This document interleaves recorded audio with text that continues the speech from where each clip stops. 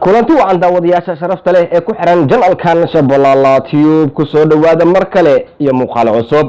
muuqaalkan waxaan kaga hadli doonaa arooska Fartuun Balbalaarka iyo Ismaan Demon oo loo yaqaano alfanaan yarta ma lagu hayaa marunba inay isguursadeen mise inta aanan ku bilaabin warbixintan haddii ay tahay booqashadaadii ugu horeysay ee aad ku timaado janalkan waxaan si xushmad leh kaaga codsanayaa inaad janalka subscribe aad saarato furatana gambaleelka si ay ku soo gaaraan barnaamijyada xiisaha leh ee aan halkan ku soo baahiyo.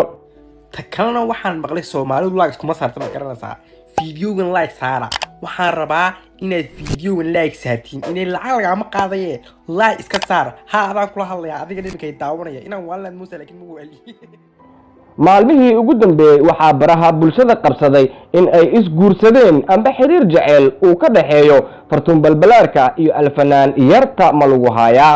labadan lamaane ayaa in muddo ah lahaa xiriir jaceyl oo qarsoodi ah walow ay Fartuun Balbalaarka qarin jirtay xiriirka jaceyl ay la leedahay alfanaan yarta ma lagu hayaa, laakiin ugu dambeyn Fartuun Balbalaarka ayaa afkeeda ka qiratay inay dhawaan isguursan rabaan alfanaan yarta ma lagu hayaa. marka waxaan rabaa inaan hadalka ku sii dheeraado ma fiicno inaan hadalkani sheegay aan jeclahay Ismaan yani gurrow oo isguursan rabnaa ilaa waqtiga hadda ay tahay xaqiiqatan ilaa ay dadtan bal sheegin waa laba qof oo jecel waa laba qof oo mar walba isku hamiya waa laba qof oo mar walba aan isku dayda qof u doorta qof u rabaa laba qof aad isku jecelnahay laba qof oo mar walba isku hamino mar walba la'aantiisa tadaawaya sir waaya inta uu kale marka qofku horta qofku jecel yahay uu la saan qaada qofku rabo la saan qaada qofku rabo sidoo kale warar hoose oo aan helnay ayaa sheegaya in labadan lamaane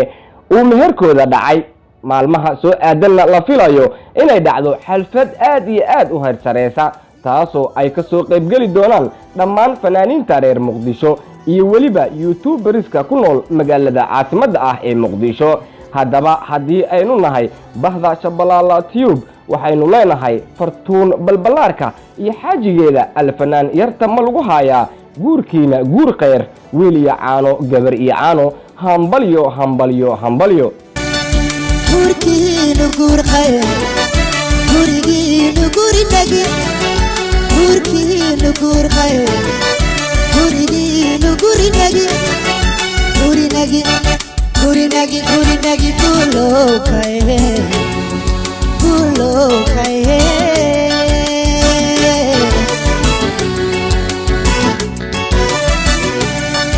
gurkiina guur khayr gurigiina gurinagi